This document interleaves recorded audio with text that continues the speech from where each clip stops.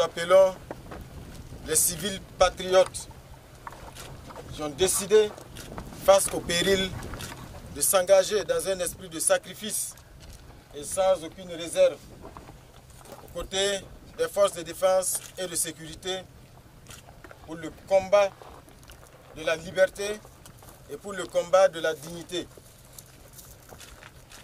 Nous sommes venus ce matin et nous avons découvert avec beaucoup de satisfaction l'esprit de résilience qui règne ici au niveau du centre de formation. Nous avons bouclé un petit tour après la présentation pour découvrir que ici au niveau du centre, il n'y a pas que la formation militaire, il n'y a pas que la formation technique, il y a aussi une prise de conscience selon les orientations du président du FASO que les unités combattantes et que les forces de défense et de sécurité doivent être également des forces de production. Et ça, c'est un grand motif de satisfaction. Si nous sommes là aujourd'hui, ce matin également, c'est pour vous exprimer toute notre reconnaissance pour l'esprit de sacrifice. Parce que nous savons que certains d'entre vous ici reviennent du terrain. Et ils ne reviennent pas du terrain bredouille. Ils reviennent du terrain avec des victoires. Et c'est ce combat et cet engagement-là qui entretient l'espoir de tous les citoyens burkinabés. C'est ce combat qui nous conforte tous les jours dans notre conviction que nous allons gagner cette guerre. Le président du FASO, lors de son message, l'a rappelé, 2025 doit être une année de victoire pour le peuple burkinabé. Et le combat que vous menez, ce n'est pas juste un combat pour la reconquête de l'intégrité du territoire burkinabé. C'est un combat pour la vraie indépendance du Burkina, pour l'affirmation de la souveraineté du Burkina.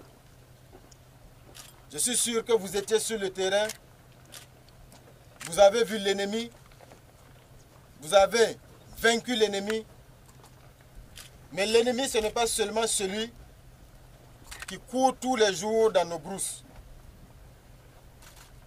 Celui qui court dans la brousse n'est que l'outil qu'on utilise.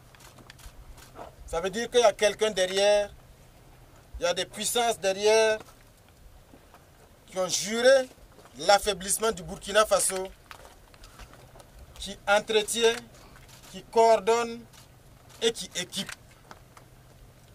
Je suis sûr que vous le savez, certains de ces bandits et de ces barbares ne savent même pas combien coûte une cartouche.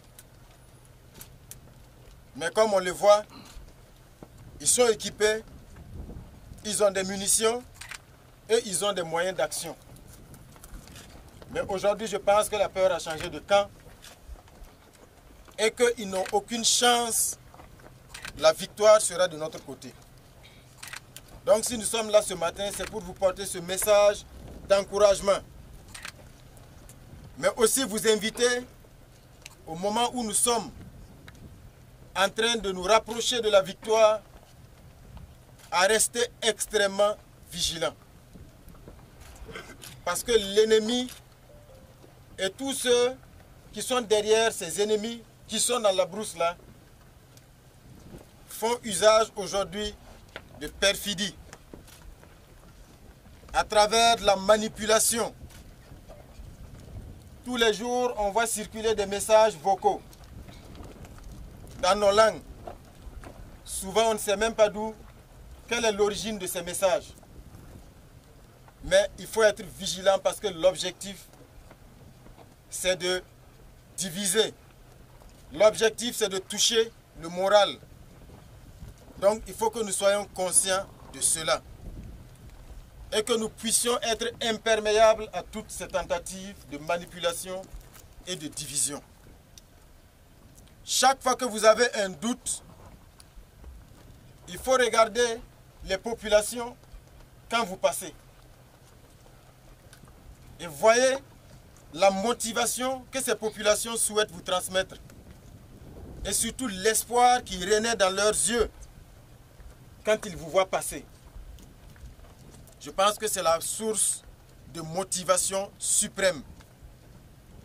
Nous, au niveau du gouvernement, nous avons reçu pour instruction de la part du chef de l'État de déployer toutes les intelligences et toutes les énergies nécessaires afin que nos forces combattantes, nos héros, qui se battent tous les jours au prix du sacrifice suprême, puissent profiter et bénéficier des meilleures conditions possibles pour les opérations. En termes d'effectifs, en termes d'équipement, vous êtes témoins des efforts qui sont faits.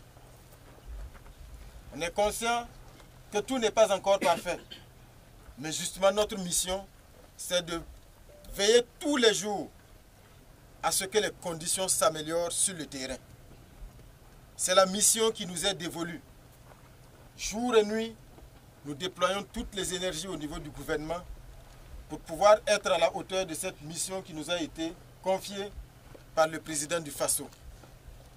Nous n'avons aucun doute que grâce à l'engagement de tous, l'esprit de sacrifice qui vous habite, le soutien de l'ensemble du peuple burkinabé, dont la mobilisation se traduit à travers le fonds de soutien patriotique. Cette année, ce que le FSP a réussi comme performance surprend les ennemis. Parce qu'il a fallu cette situation pour que nous comprenions que par nous-mêmes, nous pouvons faire les choses. Il a fallu le capitaine Ibrahim Traoré pour ouvrir les consciences et ouvrir les yeux afin que nous puissions assumer cette guerre par nous-mêmes. Donc aujourd'hui, nous sommes proches de la victoire. C'est le moment où il faut être encore plus déterminé, il faut être encore plus vigilant, parce que l'ennemi aux abois va user de toutes les manipulations. Donc en avant, pour la victoire, la patrie ou la mort, nous vaincrons. Je vous remercie.